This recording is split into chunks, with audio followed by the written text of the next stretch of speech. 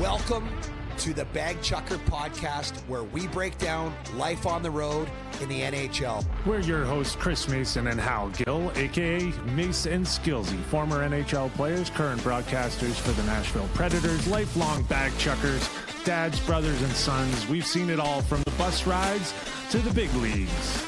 Each week, we'll dive into what's going on around the league. We'll give you travel tips, places to go, things to do, and stories from years of living out of a suitcase. What do you say, Mace? Lobby in 10. Just chuck your bags and let's go. All right, welcome to Backtracker Pod, episode number 6. I am Hal Gill, joined by Chris Mason, and today we have, well, not very lovely, but very, very, very talented. Well, lovely sometimes, but such a jerk. Rowley is not always so nice and clean, but today she's going to try to be. Thanks for coming on again, Lindsay, and joining us. Thanks for having me. To hash it out. Yes. All right, Preds last night. Lindsay and I were freezing outside. Mace was. Oh my gosh, it was so cold. It was cold. Mace, Yeah. You got a little taste of it in post game. It was cold outside. It was windy. We battled through it. We were professionals. I cried a little bit. I was wondering because I didn't see the bit. other side. I know there was a heater on your side, Skillsy, but did Lindsay have one on hers, or was it just the one? Well, we didn't get heaters until the second period, and then the one broke halfway through the third. Because it was legit like cold out last night. Yeah, we didn't get them until the start of the second, and then, like I said, the one that was like up next to us broke. Warriors, like in the you third. guys are warriors. It was rough. Yeah, and it broke, and it just started pushing out propane right into Oh her my face. gosh, it was like straight gas. I was like, I can't. My head started hurting. I was like, oh my gosh. It was tough, but even tougher than that was probably being inside and Ouch. watching that game. A tough loss it was a for the rough one. Preds. They're going to figure it out, though. I'm not stressed. Yeah. You guys stressed? No, Is there panic? No, Nope. it's way too. It's not panic zone time. It's 3 games. Like, who cares? I mean, obviously it wasn't very good, but it'll turn around. Matter of time. No, Yeah. they'll find their way. I hope they care, because that was not a good one. I know they're going to bounce. There's too many veterans, too many leaders in that room that they'll figure this out. So I'm not panicked and the about it. post game, Bruno said if we play summer hockey like that against the Oilers, it's going to be a long night. So something tells me he had some choice words for the team. Yeah, that's true. Yeah, he's not holding back any punches right now. No, I think he was pretty not happy after the game. Yeah. But yeah. So moving on from that, what was really cool is getting to see up close is Jessica Campbell, the assistant coach for the Kraken under Dan Bilesma, the first woman to be a coach in the NHL, and awesome story. I'll let you take it, Linz, because we were talking about it in pregame. Pretty cool to see that. No, so awesome. She's a badass. I think that's so cool, and everything we've heard from her as far as like her personality, she's super confident. She's like, I mean, encompasses everything that a first female assistant coach in the NHL should encompass. So, I mean, I'm excited to meet her the next time we face the Kraken. I think is an ESPN game, but then I think we face them again, I want to say in March, and I'm going to try and get an interview with her for our show. But I know she's a busy lady, so who knows if she'll be available to do it. But no, it's awesome. It's impressive. Skillsy, I know you said that even your daughter made a comment about it. Pretty cool. Yeah, she was fired up. Izzy was in Rhode Island and afternoon game, her first game, and she's like, "Dad, are you watching this? This is so awesome. This girl is a badass. Really cool." But I think it's great for young women to see that in hockey. And the ultimate thing is, and Mace, you can speak on this, is you have to trust your coach. You have to have a buy-in. You can't just throw any coach out there. You'll get torn apart. And listening to what Luke Shen was talking about, he said, I picked her up in the summer and had her do skills with our group, and she was awesome, confident, and ran the show. And so that's impressive. Because honestly, and Lindsay, you know this, I think as a woman in a man, predominantly dominated sport, you almost have to be extra prepared. You almost have to be better in a lot of facets to get that credibility. And I was just curious about 2 things. One, her last name's Campbell, so was her nickname Soupy, more importantly, because everyone that I know his nickname is Soupy, and her Instagram is Soupy08. So she's Soupy, which made me laugh. But the other was, I wanted to see her path there and how she got there, because I wonder, like, I would love, I haven't heard a lot of the interviews. I heard her interview before the first game of the season, but was a dream of hers to be a coach or a player in the NHL? Was that something that she wanted when she was a young girl, or if that's something that kind of developed when she got older? But I was looking at her, path to coaching, and she started out in the Swedish Hockey League as a skating coach.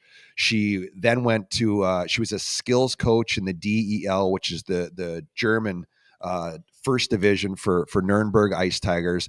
Then that season, she was also an assistant coach. So I wonder if she was the first promoted mid-season.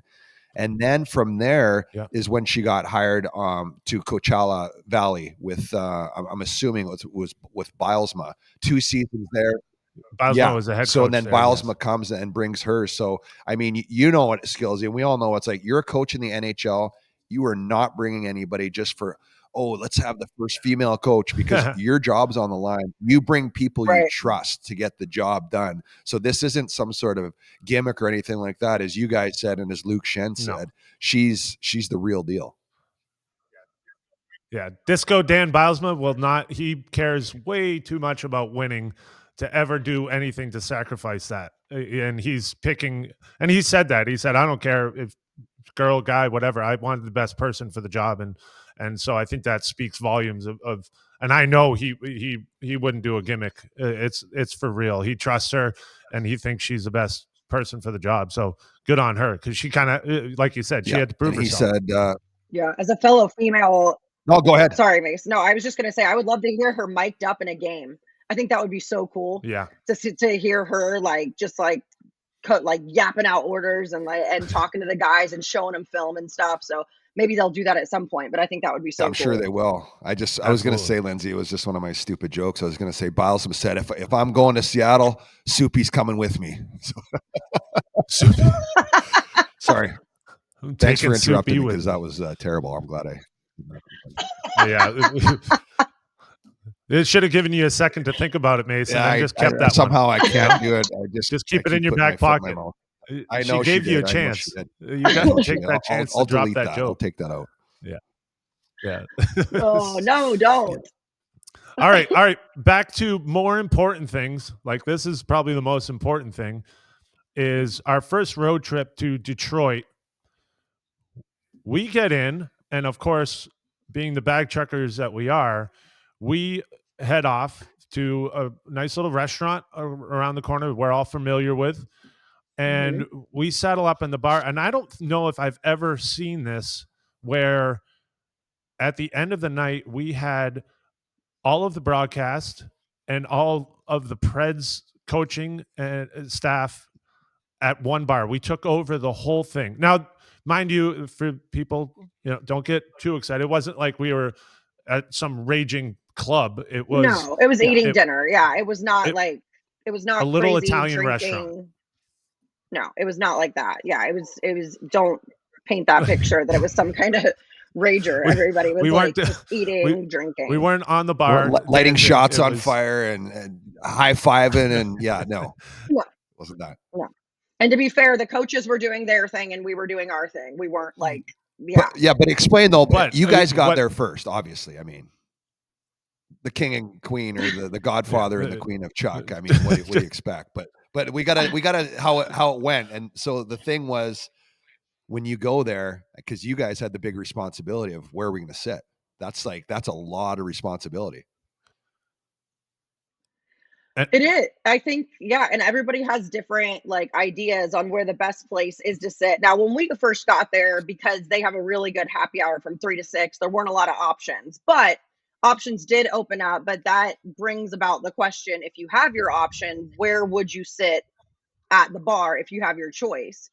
For me, that's really tough for a lot of reasons, because if there's a sports game on, I want the best view of the game I want to watch.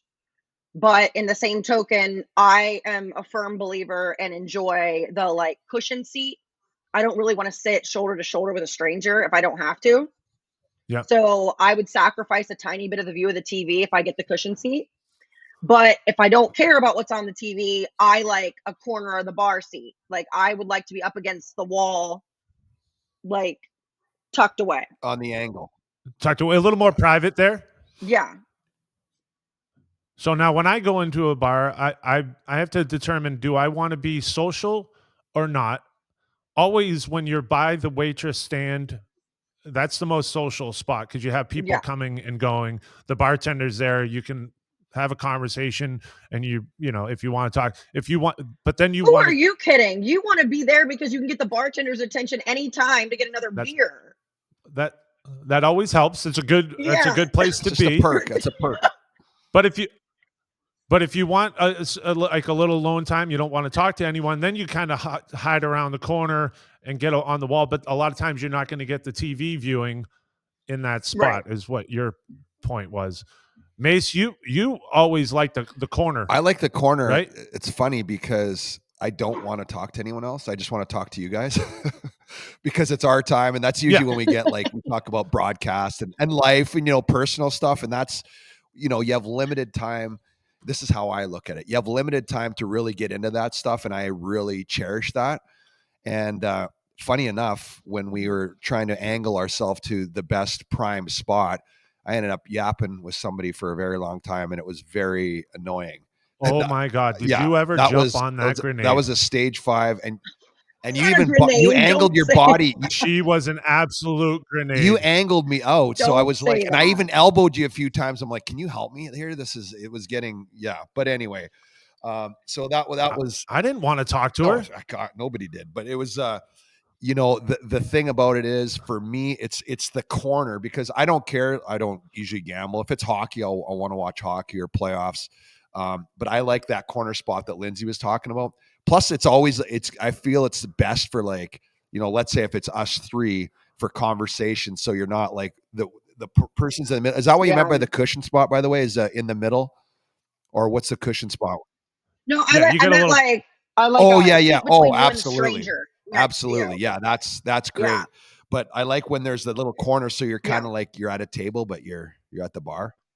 Yeah, I know what you mean. If you're with like 3 people, that's like, if you're with 2 people, I like being up against like the wall. But 3 people being on a corner, that's exactly. Yeah. So and we did end up getting that, which was awesome. But I paid a price for that for a little bit. So you're welcome. You're welcome. You did. You went through a battle. You had black eyes. I was ice bags after that one. We got you an IV. We need an IV for you. You were. Oh my God. You turned around and said, cut me. I'm going back in round 10. She was tough. We did it though, guys. We did it. All right. So here's a little bit of bar etiquette that I wanted to hash out with you guys. Okay. You go in, you're at the bar. You have 2 people. One is joining like we were. Lindsay and I get there. We have 2 people, but you were, like you said, on the way, right? We just got there. You were like we just got a drink and you were there. And so we're looking, we need 3 seats, right? Initially, this is the initial get. We had 2 seats to the left of 3 people and then 2 seats to the right of 3 people. Now, if it's one person, I have no problem being like, hey, buddy, do you mind sliding down? We got a friend coming. If it's 2 people, it's like, oof. But 3 people is like, dude, you can't just push all 3 people down because you need a bar seat. Now, what are your thoughts on that? Because one person, it's almost automatic. And if you're that one person, you say no, then you're a dick. Yeah. Go ahead. I agree with that. Right? I agree with if you're a one person, but also like think about it. If it was you, if us 3 were sitting at a bar and we noticed that like there was 2 people sitting and there were seats to the right, us 3 would have no problem. We would offer. We'd be like, hey, we'll scoot down. So I don't think it's even like a bad move to ask if there's 3 people there, can you scoot down? Like, I don't think that's a bad move. I don't think so, but I have a little, it's a little awkward for me. I agree. Yeah, I mean, I won't see lie. how it's more awkward. Yeah, It's awkward to ask, but I mean, But the same token, like, because you might get one of these like, sure, I guess we'll move down. You know, some people like that. But I'm with Lindsay. I'm I with know. Lindsay in the fact that our awareness of the situation would be like, hey, if there's a group and then you see that their buddy shows up or whatever, we'd be like, oh, hey, we'll just guys, let's move down there. They need a seat. Like they wouldn't even Right. have to ask us because we'd be aware of the situation. Or if they did, be like, oh, yeah, of course, like no problem. But you do risk the chance of running into the curmudgeon that and then it makes it awkward And the you rest know of the what? night, right? You're like, yeah, The Hufflepuff. Yeah, What'd you call them? Huffer Puffers? Yeah, and to the Huffer Puffers, you sat at a bar. A bar is a social area. If you don't want to be in a social area, go to a private table. If you don't want to be in a social area where someone may speak to you and say something kindly, excuse me, do you mind moving down and you're going to huff and puff?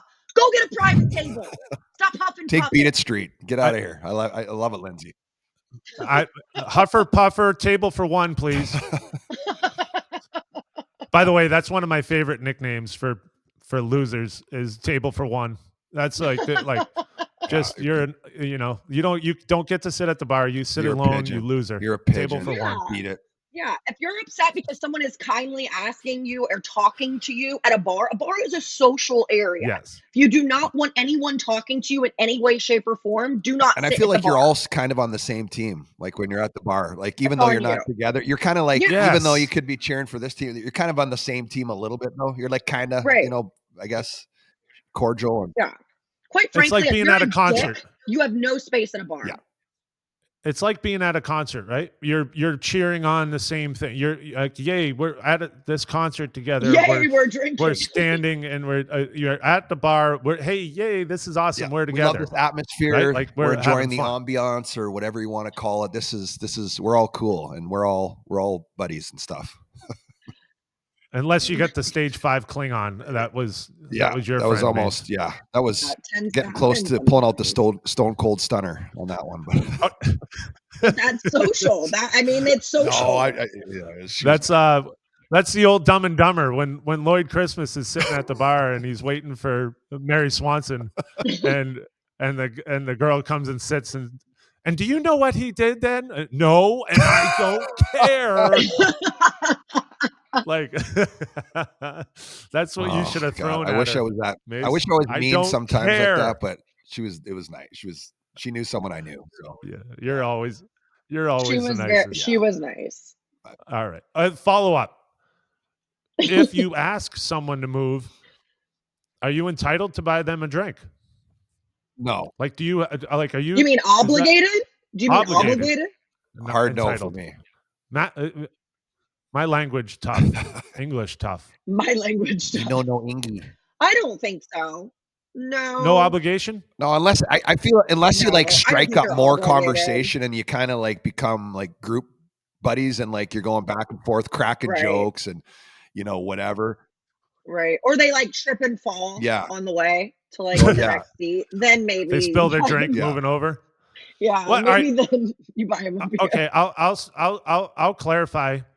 If you're at a pub, forget it, pal. Beat it. Move over. Give me the seat. If you're at a nice, really nice restaurant and you have like really a good spot at the bar and you ask them to move, I think you do have to, hey, next one's on me. Like, thank you. I appreciate it. What do you mean by great spot at the bar? Like if you're at a really high-end bar restaurant right. and you're sitting there and you ask them to move, I think Actually, that brings up a good point, Skillsy. Like if there's like a full-blown like table setting, I don't think I would ask someone to move. Like if you're at a steakhouse and there's like a napkin down and like Exactly. a full-blown table setting, I don't think I would ask someone to move. They gotta like slide all that stuff down. That's really, what I mean. If they do that, if they do that for you, I think I don't think you ask someone to move in that case. That's a lot of effort. You're obligated to buy them a drink, I think, if they do that. I don't think you ask them to move. I think that's like a situation where you can't ask them to move. So you're talking like Maple Ash type of a place? Yeah, and they already have like unless they like, you know what I mean? Like they don't have their meal. But if they have their full blown meal in front of them, there's like a table setting and like they're eating, like you can't ask them to move down. You just ask them. If they have their foie gras in front of them, you just ask them if they could eat a bit quicker. Is all. That's when you stand over them. Okay, all right. So I think we agree on that. That's a tough ask. Now, at what point are you okay standing behind the bar?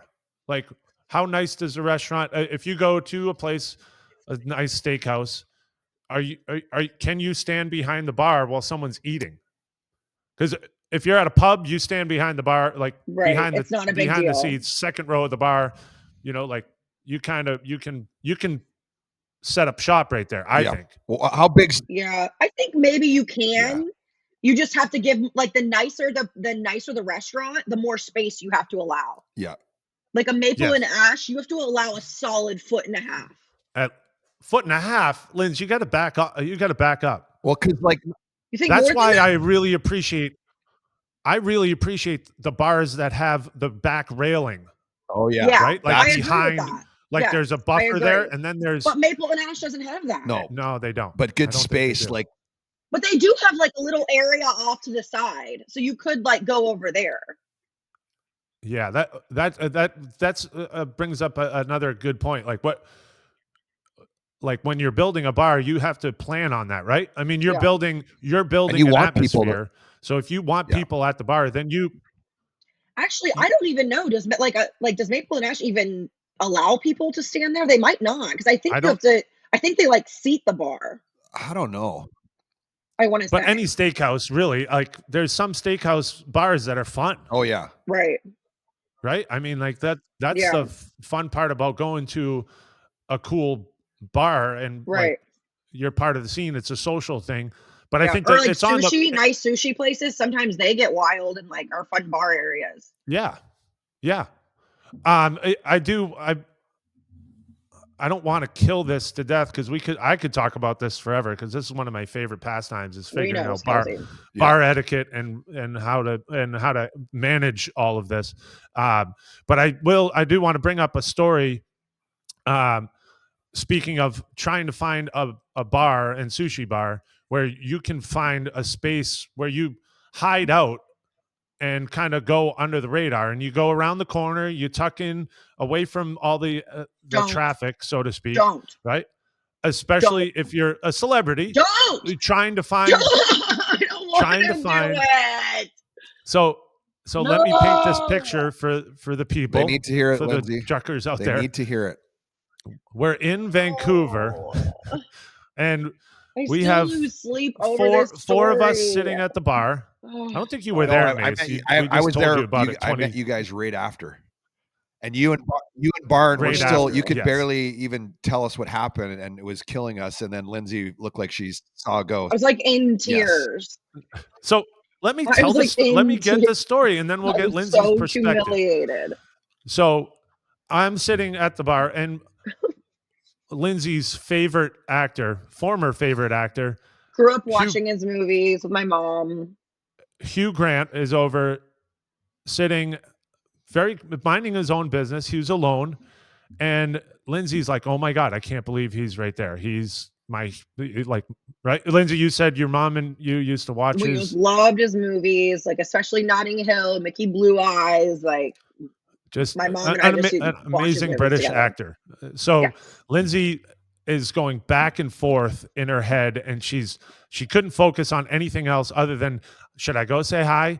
Should I go to meet him, or should I just let him be? I never wanted like a picture or anything. Like I never. She just wanted to say hi and tell him. I love your work. I love your work. That's all you wanted to do, right? Yes. I was never going to take a picture. I was never like, when I went over to say hi, I didn't even have my phone with me. No, you went over there purely to tell him how much you appreciate his work. Yes. So we were standing there watching you walk around to the quiet side of the bar where privacy is at a premium, and you went over to just say hi, and you went up and slowly approached him from the side, not even the back, really, from the side. And he turned around and thought he saw a ghost. he jumped and went, ah, and like screamed.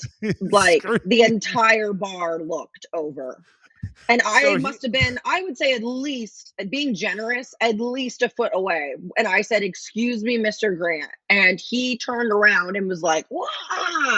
And the entire bar looked. And I've never been more embarrassed in my life. And what did Silsey and Barn do? Humiliated. They ran out of the restaurant. No, not right away. And left me. And I had like bags with me, so like I was like, "I'm so sorry, I just wanted to tell you how much I enjoy your work, have a good night." Turn around. By the time I got back to the seats, Barn and Hal had ran out of the restaurant, and I was like I was shaking, so I'm trying to get my bags out from underneath the like bar stools, and I'm like tripping and stuff because I'm shaking, and my two friends had left me alone, and the entire restaurant is looking at me. Literally the most humiliating experience of my life. Horrible. So just for the record, Nick Barnowski is our PR. I'm like sweating thinking about it right now. He's our go-between between the Preds and the media, and he does a great job. He's awesome. But we're sitting there like watching this unfold, and I will tell you, I had to get up because I think both of us peed our pants laughing. So like we needed to leave the restaurant, which made it so much better. I have not laughed that hard. And for the record, Lindsay, I've told you this. You were embarrassed. You like had the anxiety for like what, I still do. Like there are certain nights where I can't sleep thinking about this occurrence that happens a year and a half ago, 2 years ago. Yeah. I still lose sleep over it. You did nothing wrong, and I will say he's like that's embarrassing on him. It was completely embarrassing. He was reading something, like, for all we know, he was reading a script that was like scary or whatever, and I caught him off guard and scared him. Or he was deeping and reading something. Like, I give him the benefit of the doubt. Like, I really absolutely do. Not. Okay, I do. This is my fault. My breakdown. I will never approach anyone in a social setting ever again. I am an analyst. Let me break this down, analyze this whole thing, because I will say that's great. You want to go and read your script or do whatever you're doing at a bar. You cannot, I don't care how famous you are, or who you are, you're at a bar. Now, if you're at a table, I don't think I wouldn't bother someone at a table, but at a bar, I'm okay with that. Yeah. Like you can be approached at a bar. So that's on him. And for that reason, I only watch Love Actually once a year. I can't even watch his movies anymore. Not because I don't like him, and I don't have anything against him. I'm just like, but I don't cry anymore when I watch it. And I'm so scared. Full sweat every time he gets on the screen. I can't watch anything my anymore. take And on not that because is, I dislike him, because I am mad at myself still for even doing it. I'm sweating right now. For what it's worth, Why did we have to talk about this? For what it's worth, it was one of my favorite moments, and so I appreciate you taking the bullet. That is so mean. I'm awesome. Like one of your best friends, like worst ever experiences, and you take so much pleasure in it, you jerk. Mace, who is your number one famous letdown? Oh wow, I'd need a minute to think about that one, but like famous person that let you down. Yeah. Do you have anyone let like me that? Think about that. I probably do. I just want to comment on Lindsay's thing. First, okay, yeah. I secondhand remember that because I remember it was you guys were so excited to tell us, and you and Barn could barely get the words out of what happened. Like you guys were laughing and you're giggling, like literally not being able to get the words out.